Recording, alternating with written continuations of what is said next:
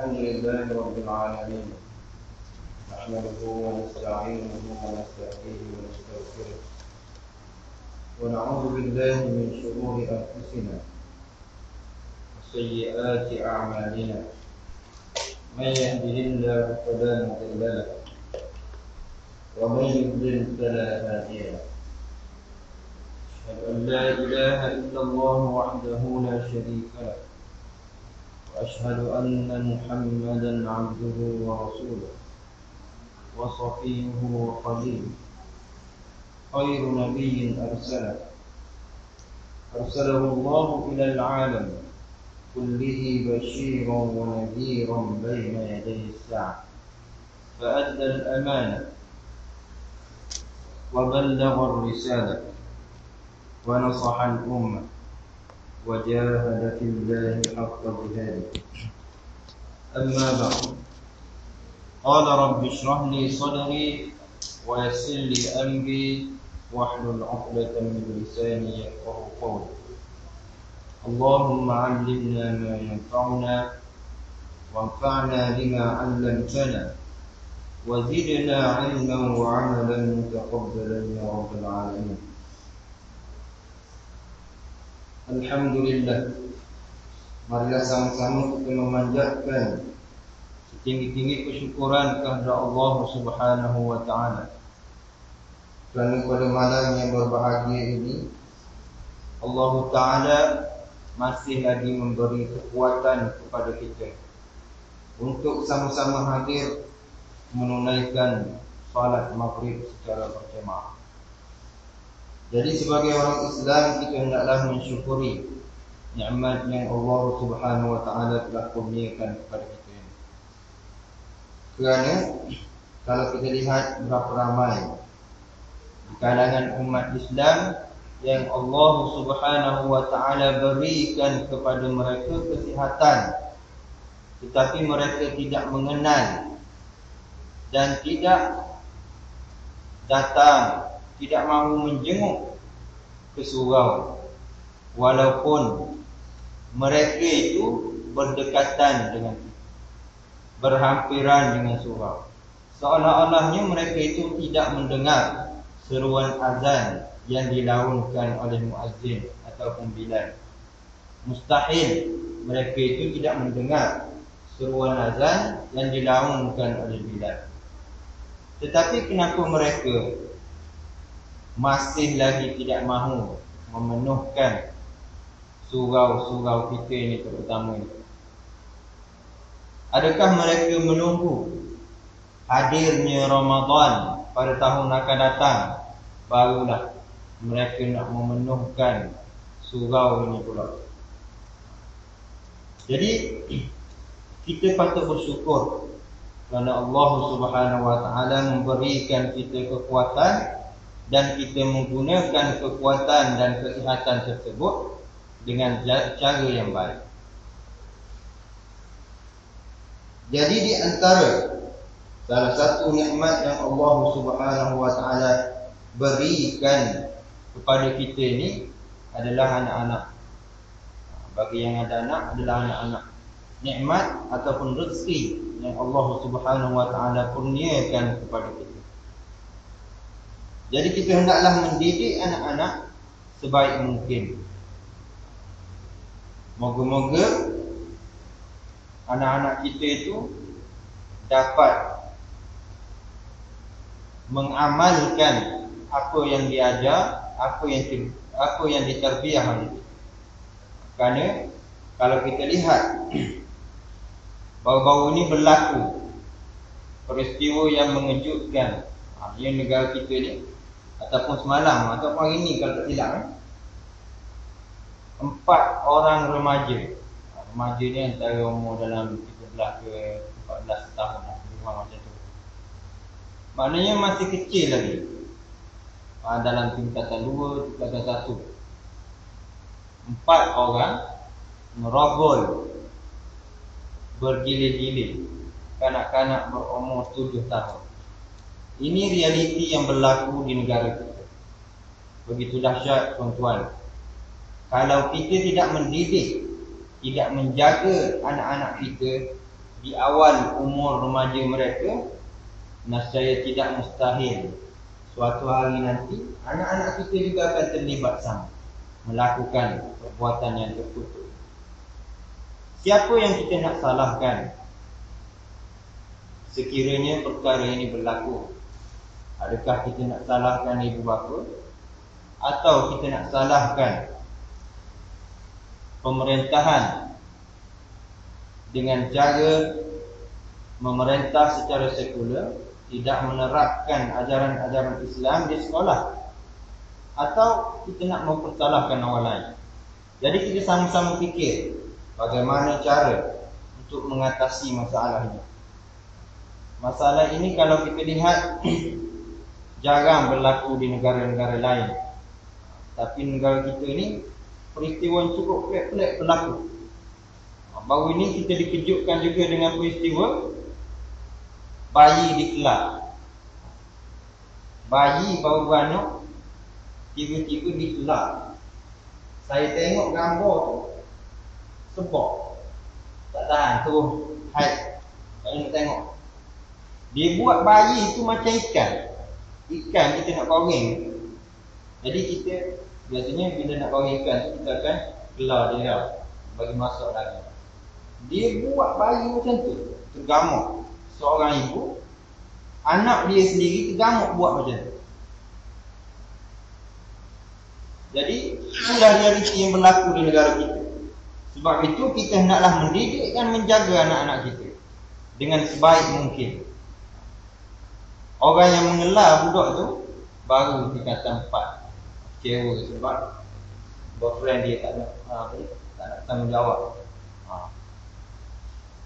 Jadi kalau umur peringkat, maksudnya umur dalam 13, umur tingkatan 1, tingkatan 2 dah kenal benda-benda macam ni, yang kita pada waktu dulu tingkatan 1 ni tak tahu dia lagi, tak tahu apa pun lagi.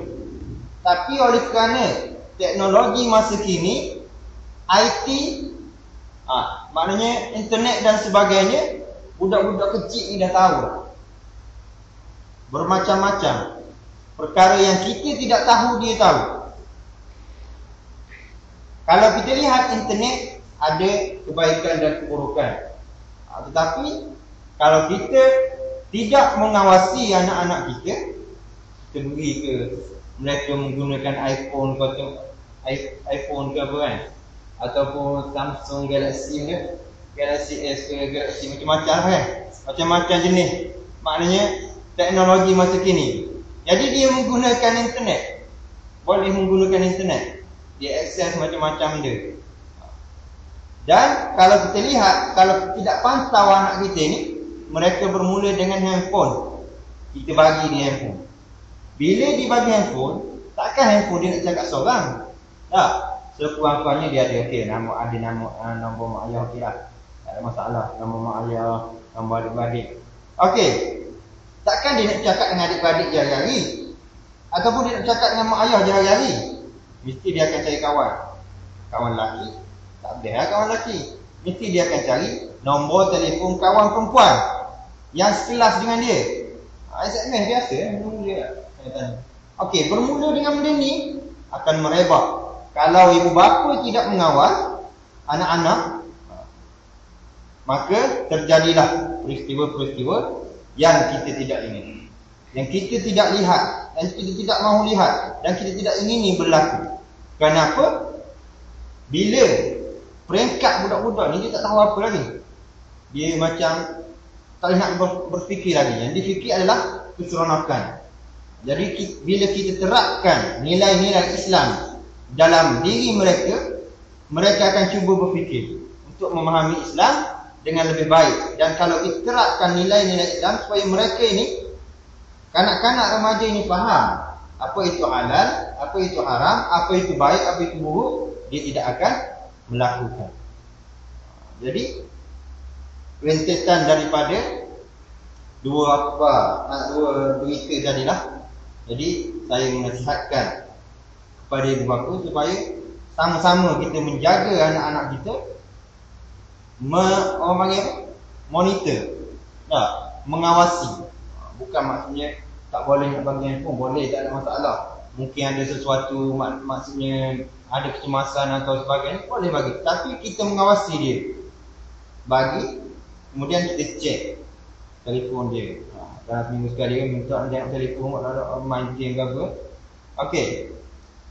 Kalau yang demikian, kita tak nak anak kita ni terlibat dengan perkara-perkara yang boleh merosakkan nama baik kita dan juga boleh menjatuhkan maruah kita. Jadi tuan-tuan dan puan-puan, hadirin dan hadirat sekalian, kita akan sambung pengajian kita berkenaan dengan pemberontak. Kita berhenti hari itu habis cerita berkenaan dengan Ibnu Abbas yang berbincang dengan golongan Haruriyah. Diceritakan di dalam kitab Hilyatul Awliya. Kemudian seterusnya dalam kitab Al-Bidayah wan Nihayah. Al-Bidayah wan Nihayah ni, kalau tuan-tuan beli, dia ada terjemahan dia dalam lingkungan 11 ke 12 jilid. Lebih macam itulah. Al-Bidayah wan Nihayah. Maksud dia daripada permulaan bidayah, maksudnya permulaan, wan nihayah dan sehingga akhir. Permulaan dan akhir. Jadi dia menceritakan berkenaan dengan kisah Nabi Adam dan sebagainya lah. Dalam tu sehinggalah berakhirnya dunia. Jadi kitab ini dikarang oleh Ibnu Katsir, merupakan salah seorang ulama daripada Indonesia ataupun Syria. Jadi kalau kita pergi kat sana, ada lagi dipanggil Madrasah Ibnu Katsir. Madrasah Ibnu Katsir ataupun sekolah Ibnu Katsir. Dia merupakan ulama yang besar di Syria dan menjadi rujukan para ilmuwan. Maksudnya bukan sekadar ulama biasa, menjadi rujukan pada orang lain untuk mengarang dan sebagainya. Jadi dia menceritakan bahawa Ali pernah mengutus Abdullah bin Abbas menemui golongan Al-Khawarij. Apabila beliau berada di tengah perkemahan, seorang yang bernama Ibnu Al-Kawwa bangun berucap, katanya, wahai pendukung Al-Quran, ini adalah Abdullah bin Abbas. Dia kata ke golongan Khawarij ni, geng-geng dia, dia kata, wahai pendukung Al-Quran. Maksudnya geng-geng dia ni lah, orang yang mendukung Al-Quran. Dia kata ini adalah Ibnu Abbas. Jika kamu tidak mengenalinya, saya mengenalinya. Dia kata kalau tidak kenal, kenal. Dia adalah di antara orang yang berdebat tentang kitab Allah tanpa ilmu. Jadi dia mengatakan bahawa Abdullah bin Abbas ni berdebat tanpa ilmu. Jadi dia ni sebenarnya dia yang sesat. Dia untuk menjatuhkan maruah Ibnu Abbas, dan juga dia meminta kawan-kawan dia ni supaya tidak mahu berunding dengan Abdullah bin Abbas. Kerana dia tahu bila Abdullah bin Abbas ni berunding, maka terjadi perkara yang tidak diingini oleh dia sendiri. Dia tak nak orang Khawarij ni ikut kembali kepada Islam. Di antara ayat yang ditujukan kepada dia dalam kaumnya ialah ayat berikut, bal hum qaumun khasimun. Bahkan mereka itu adalah kaum yang suka sekali mengemukakan bantahan. Hendaklah kamu halau dia dan jangan kamu berbahas dengannya tentang kitab Allah. Namun demikian ada di antara mereka yang berkata, demi Allah kita akan berbahas dengannya jika dia benar. Maksudnya ada golongan yang lain di kalangan Al-Khawarij ni ingin berbincang. Maksudnya dia nak, maknanya mendirikan hujah. Maknanya yang mana betul dia ikut, yang mana tidak betul tidak diikut. Jadi dia minta supaya Ibnu Abbas ni berbincang. Lalu Ibnu Abbas berbincang.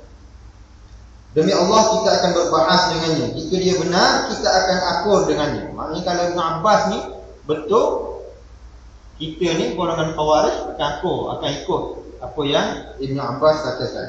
Jika dia salah, kita akan sekat kesalahannya. Kalau dia salah, kita sekat kesalahannya. Lalu Abdullah membentangkan kitab Allah selama 3 hari. 3 hari dia berbincang, berbahas berkenaan Al-Quran ni. Hasilnya 4,000 di kalangan mereka kembali bertaubat. 4,000 di kalangan orang Khawarij ni. Orang Khawarij ialah mereka yang tidak bersetuju dengan iman Sayyidina Ali. Dia tidak bersetuju dengan Sayyidina Ali dan tidak mahu memberi bai'ah kepada Sayyidina Ali. Walaupun pada asalnya mereka ini berbai'ah, memberi taat, memberi wala' kepada Sayyidina Ali. Tapi bila berlaku peperangan Siffin ni, Sayyidina Ali dan tenteranya hampir berjaya mengalahkan tentera Muawiyah. Tetapi pada ketika itu tentera Muawiyah angkat Quran lalu berdamai. Jadi orang Khawarij ni tak berpuas hati lah, sebab dia hampir menang lah, nak berjaya mengalahkan Muawiyah dan dia boleh menguasai Syam. Lalu oleh kerana dia tidak berpuas hati dengan apa yang dikatakan oleh, apa yang dibuat oleh Ali ni, lalu dia keluar daripada Sayyidina Ali. Sebagaimana yang telah diceritakan pada minggu yang sebelum. Hasilnya 4,000 di kalangan mereka kembali bertaubat, termasuklah Ibnu Al-Qawwa. Dan mereka dibawa menemui Ali di Kufah. Ibnu Al-Qawwa tadi Pak kata jangan berbahas dengan Ibnu Abbas ni. Kerana dia berbahas menggunakan Al-Quran tanpa ilmu. Dia kata ikut dia. Hasilnya dia sendiri masuk Islam. Inilah kehebatan sahabat Rasulullah sallallahu alaihi wasallam. Ibn Abbas merupakan di kalangan sahabat yang banyak meriwayatkan hadis daripada Rasulullah sallallahu alaihi wasallam, selain daripada Abu Hurairah. Jadi kalau kita tengok kebanyakan hadis an Ibn Abbas kan. An Ibn Abbas banyak kalau tengok hadis yang diriwayatkan oleh Ibn Abbas. Sekiranya perbincangan dan bimbingan yang dijalankan antara mereka dan wakil pemerintah tidak berhasil, mereka perlu diberi amaran dan ancaman tentang akibat penderhakaan mereka. Amaran ini pula akan diikuti dengan amaran peperangan.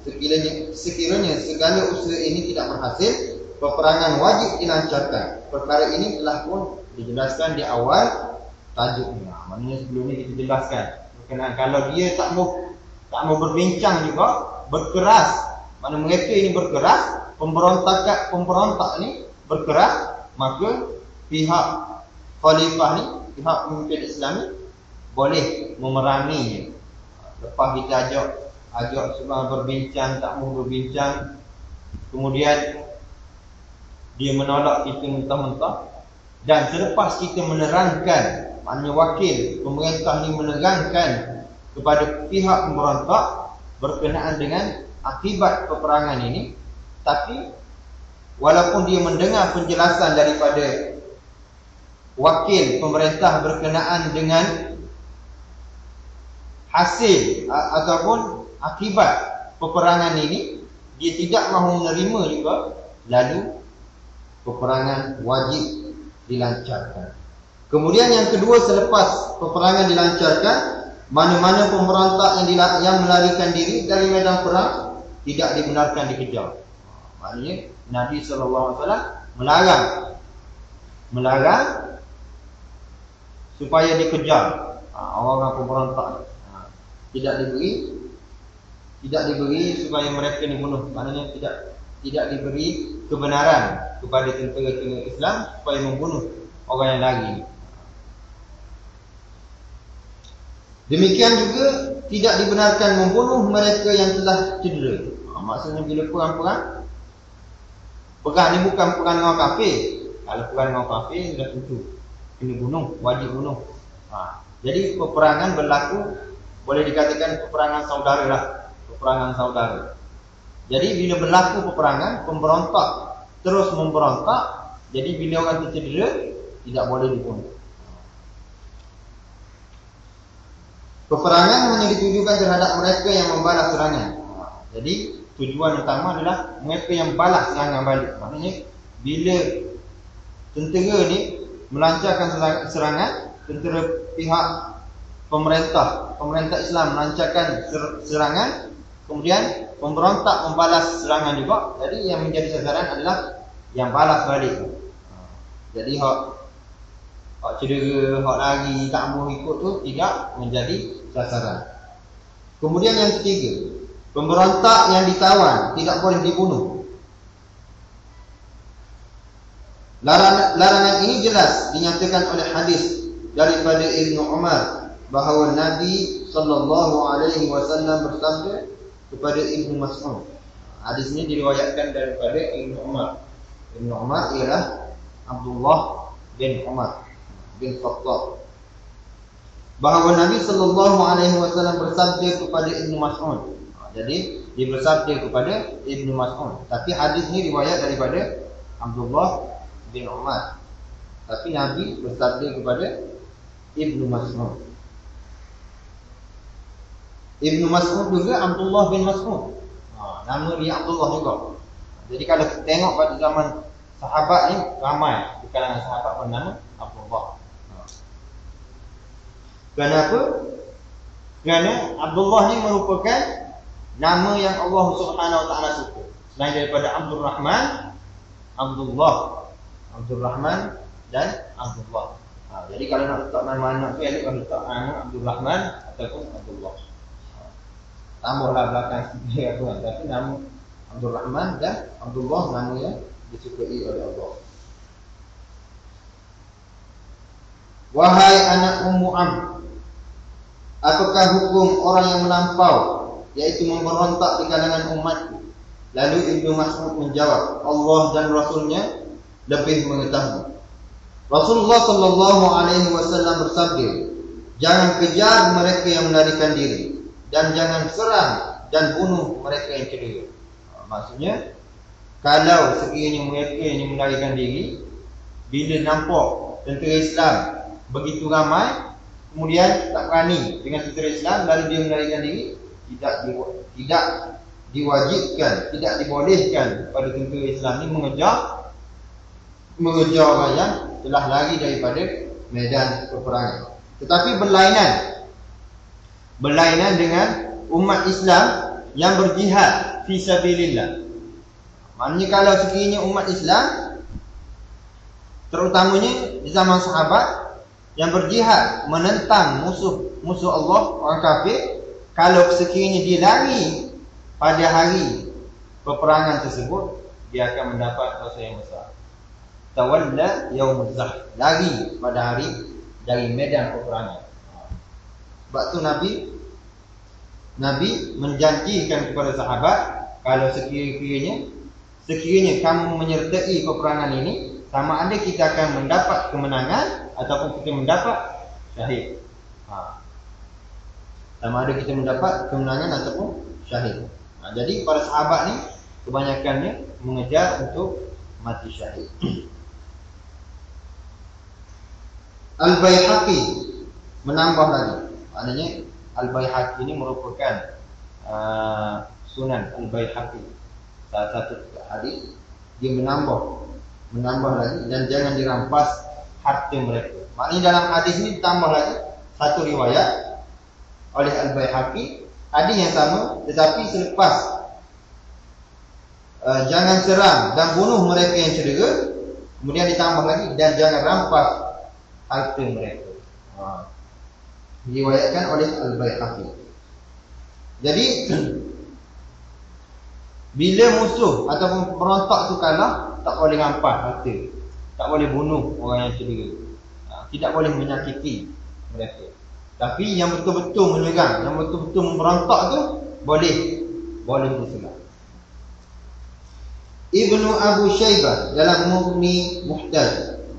Jadi kalau saya tak tegang Mughni Muhtaj ni macam mana?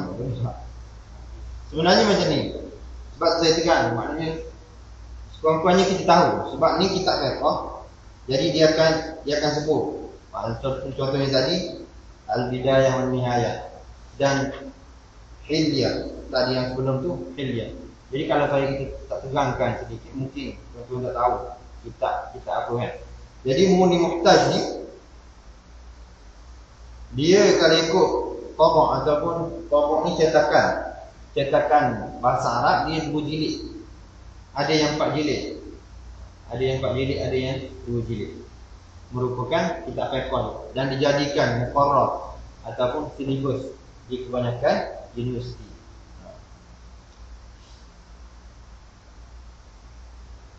Okey, dalam kitab ini menyebut bahawa Ali radhiyallahu anhu telah menyuruh pesuruhnya supaya mengumumkan bahawa orang yang melarikan diri jangan dikejar. Maknanya Ali pun dia khabar, dia bagi tahu kepada tentera-tenteranya dan orang yang mengikutnya, yang menyerang pemberontak itu, supaya dilepaskan orang yang melarikan diri. Orang yang cedera jangan diserang, orang yang ditawan jangan dibunuh. Sesiapa yang menutup pintunya akan selamat, dan sesiapa yang meletakkan senjatanya akan selamat. Kalau peperangan ataupun pemberontakan ini berlaku di kawasan bandar ataupun di kawasan perkampungan, dan di kampung itu mempunyai rumah-rumah, kalau sekiranya dia tutup pintu rumah dia, maka dia selamat, tak perlu dibuka, maknanya dipecahkan pintu, ditembak dan sebagainya, tidak perlu. Sebagaimana yang kalau kita lihat di Palestin, tentera Israel melakukan, maknanya menghancurkan rumah-rumah. Lagi dia rasa dia syok, ada orang dalam tu, dia akan tembak. Bermacam-macam jenis siksaan, tindasan yang dikenakan kepada penduduk Palestin. Ini bercanggah dengan Islam. Orang Israel kan, memang dia buat ikut suka dia, sebab dia berkuasa. Dia tak tahu suatu masa nanti, bila tiba masa, dia akan diambil oleh Allah Subhanahu Wa Taala. Suatu masa nanti Islam akan bangkit, dan Islam yang akan memerintah dunia.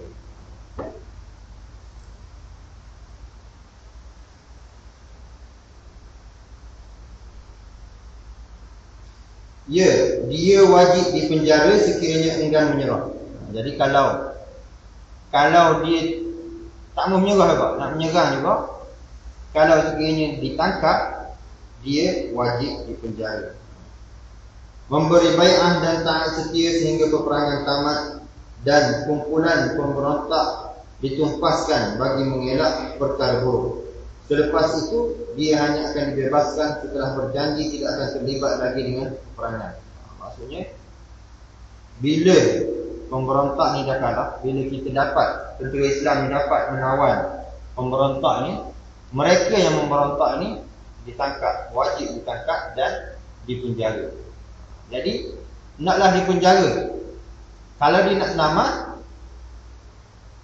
bila ditangkap tu, dia hendaklah menyatakan bai'ah kepada pemerintah, ataupun dia berjanji tidak akan melakukan pemberontakan. Jadi bila dia membuat perjanjian dan memberi bai'ah kepada khalifah, pada ketika itu mereka semuanya akan terselamat. Namun sekiranya dikhawatiri dia memungkiri janji, dia boleh terus dipenjara sehingga boleh diyakini dia akan berpegang pada janji. Maknanya kalau bimbang, sekiranya kita tak yakin, maknanya tentera sendiri tak yakin dengan orang yang dia ikat ni, orang yang dia penjara ni, maknanya bimbang, sebab dia ni memang geng-geng, maknanya geng-geng yang orang panggil dia kerah lah, dia kerah, maknanya takkan menyerah mudah-mudah. Jadi hendaklah dipenjara lama, hendaklah dipenjara dulu, agak-agak dia dah betul-betul tak mau buat lah, yakin, pada ketika itu barulah boleh dilepaskan. Sekiranya dia bersedia memberi taat setia sebelum peperangan tamat dan menunjukkan kejujurannya, dia wajib dibebaskan. Maknanya kalau ada di kalangan orang yang menentang ni, dia bersedia memberi taat sebelum peperangan tak habis lagi. Tak habis lagi peperangan untuk menentang pemberontak ni tak habis lagi. Tapi ada dah mari ketika orang dia kata dia ni berjanji, maknanya bai'ah untuk membai'ah dan berjanji untuk taat setia kepada pemerintah. Dan kalau kita tengok dia ni maknanya bukan di kalangan orang yang penipu dan sebagainya, yakin dengan apa yang dia buat tu, pada ketika itu boleh dibebaskan. Tetapi kalau kita rasa wasuah yang nampak macam apa percaya, jadi kena tahan dulu lah. Kemudian yang keempat, hak milik mereka tidak boleh dirampas atas nama harta rampasan perang. Bukan harta rampasan perang, al-ghanimah, bukan al-ghanimah. Sebab harta rampasan perang ni berlaku sekiranya berlaku peperangan di antara orang Islam dan orang kafir, barulah ada harta rampasan perang. Jadi ini berlaku di antara pemberontak orang Islam juga. Jadi harta dia lah, bukan harta rampasan perang. Maknanya bila berlaku contohnya peperangan dengan pemberontak, kita tidak boleh mengambil harta mereka. Sebab harta itu tak harta.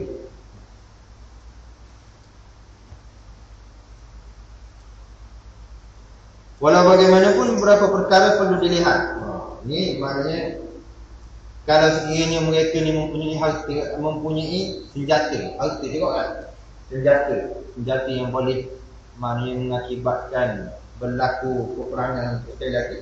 Jadi senjata tersebut hendaklah diambil dan disimpan oleh pemerintah. Harta yang berupa alat perang akan disimpan sehingga peperangan tamat. Selepas pemerintah merasa yakin mereka tidak akan kembali melancarkan peperangan. Sekiranya masih wujud kekhawatiran, harta tersebut tidak perlu dipulangkan dan akan kekal sebagai jagaan negara, bukan sebagai hak milik negara.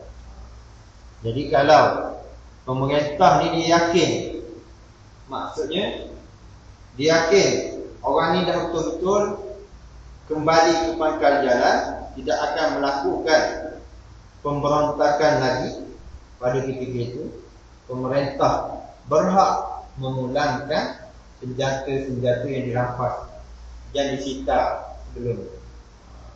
Sebab bukan hak pemerintah, hak dia. Jadi perlu dipulang. Tidak boleh, tak boleh ambil hak orang lain tanpa keizinan, kecuali bila berlaku perkara-perkara yang diizinkan, masa-masa yang diizinkan. Manakala harta lain selain peralatan perang, ia wajib dipulangkan kepada pemiliknya. Maknanya selain daripada harta yang berupa peralatan perang ni, wajib dipulangkan kepada pemiliknya bila selesai peperangan. Dah aman, dah tidak berlaku peperangan lagi, pada ketika itu pemerintah hendaklah memulangkan harta tersebut kepada pemiliknya. Walaupun wujud kekhawatiran mereka akan kembali melancarkan peperangan. Mungkin dia ada rasa, kami kan, kami beli senjata lain kan, buang tok pula dia lagi. Walaupun ada rasa ragu-ragu gitu, walaupun ada rasa ragu-ragu macam tu, dia hendaklah memulangkan semua harta tersebut. Sebab harta itu adalah milik mereka. Implikasi peperangan terhadap pemberontak. InsyaAllah kita akan habiskan tajuk ni. Nanti tak banyak tak. Yang pertama, apabila pemerintah melancarkan peperangan terhadap pemberontak dengan menepati syarat-syarat di atas dan selepas menjalankan langkah-langkah awal seperti yang dinyatakan, pemberontak yang dibunuh dalam peperangan ini, maka darahnya adalah halal. Pembunuhnya tidak akan dikenakan qisas atau diyat, kerana tindakan itu dibenarkan oleh syarak. Maksudnya Oleh kerana pemberontak ni, kalau mengikut hukum Islam, kalau sekiranya kita membunuh seseorang, kita akan dihukum qisas, dihukum sebagai hukuman bunuh balik. Tetapi dalam kes pemberontakan, oleh kerana umat Islam sendiri yang memberontak, kemudian pemerintah terpaksa mempertahankan pemerintahan dia, maka disuruh tentera menyerang. Jadi sekiranya tentera tersebut membunuh pemberontak ni pada ketika itu, dia tidak dikenakan qisas ataupun dia dimaafkan. Di sisi Islam dimaafkan. Kalau sekiranya berlaku pemberontakan, dimaafkan. Berlainan kalau sekiranya dia membunuh dengan sengaja ataupun membunuh dengan syibhul maknanya hampir-hampir sengaja atau sebagainya, pada ketika itu dia tidaklah dikenakan hukuman qisas, hukuman hudud. Kerana tindakan ini dibenarkan oleh syarak. Syarak membenarkan tindakan yang dilakukan oleh askar tersebut. Kemudian yang kedua, selepas peperangan tamat, sekiranya ada di kalangan tentera pemerintah yang membunuh pemberontak, maknanya sekiranya ada di kalangan tentera pemerintah yang membunuh pemberontak, sekiranya pemberontak tersebut telah memberi taat setia, maknanya dia bunuh selepas pemberontak tersebut dia beri taat setia dah, dia bai'ah dah kepada pemimpin Islam ini, pemerintahan Islam ini, pembunuh akan dikenakan qisas. Berlainan, tengok beza. Sebab dia telah memberi bai'ah. Kecuali kalau dia tidak memberi bai'ah, macam atas tadi, dia tidak memberi bai'ah, kalau bunuhlah, pasti gitu. Tidak boleh dituntut diyah ataupun qisas dan sebagainya. Tapi berlainan kalau sekiranya dia membunuh, baik tentera sendiri yang membunuh pemberontak yang telah memberi bai'ah. Bila pemberontak itu telah memberi bai'ah, pada ketika itu pemberontak yang membunuh tentera yang membunuh pemberontak ini hendaklah dikenakan hukuman qisas. Namun sekiranya pembunuh bersumpah bahawa dia menyangka orang yang dibunuh masih ingkar. Maksudnya tentera ni dia bersumpah, dia kata aku ingat ke dia ni tak bagi bai'ah lagi, aku bunuh dia. Jadi dia bunuh juga. Jadi pada ketika itu dia merasakan bahawa, dia ingat bahawa orang ini masih lagi ingkar, masih lagi menentang pemerintahan Islam ni, lalu dibunuh. Pada ketika itu dia diminta, pembunuh diminta supaya membayar diyah. Dan hukum qisas digugurkan. Hukum qisas ni digugurkan. Tapi dia wajib bayar diyah. Bayar diyah ni bergantung kepada keluarga si mangsa. Sama ada dia nak minta 1 hektar unta, macam mana pulang lah kepada, kalau ikut ni memang 100 hektar unta, sebagaimana kita belajar sebelum ni kan. Kemudian yang ketiga, sekiranya orang yang dibunuh ialah tawanan atau pemberontak yang telah cedera, pembunuh dikehendaki membayar diyah dan hukuman qisas digugurkan kerana wujud keraguan dalam tindakan bunuh tersebut. Jadi kalau sekiranya pemberontak hak cedera dah, hak cedera, kemudian dia dibunuh, kan? Kalau kita tengok hadis Nabi tadi, dia melarang bila pemberontak ni cedera, dia larang membunuh orang yang cedera. Tapi dia bunuh juga, dia dikehendaki, pembunuh dikehendaki membayar diyah.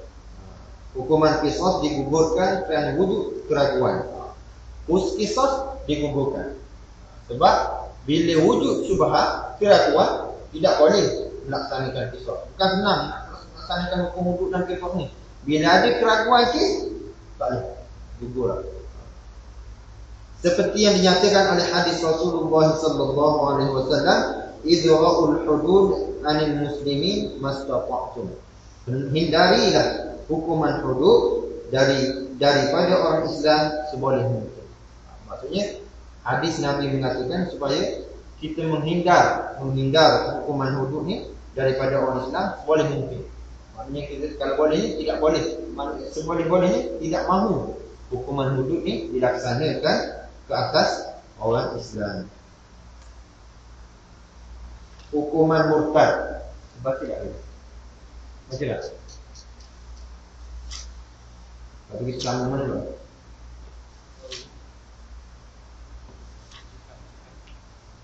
InsyaAllah kita akan sambung pada minggu hadapan dalam bab jihad. Dalam bab jihad. InsyaAllah kita akan sambung dalam bab jihad. Sama-sama jihad pada minggu hadapan insyaAllah. Jihad menentang apa tak tahu lah. Kalau tentera kafir menentang negara kita ni, kita wajib jihad menentang mereka. Jadi insyaAllah kita akan sambung pada minggu hadapan. Apa yang baik daripada Allah Subhanahu Wa Taala dan yang kurang itu daripada diri saya sendiri. Aku qouli hadza wa astaghfirullahal azim li wa lakum. Assalamualaikum warahmatullahi wabarakatuh. Waalaikumsalam.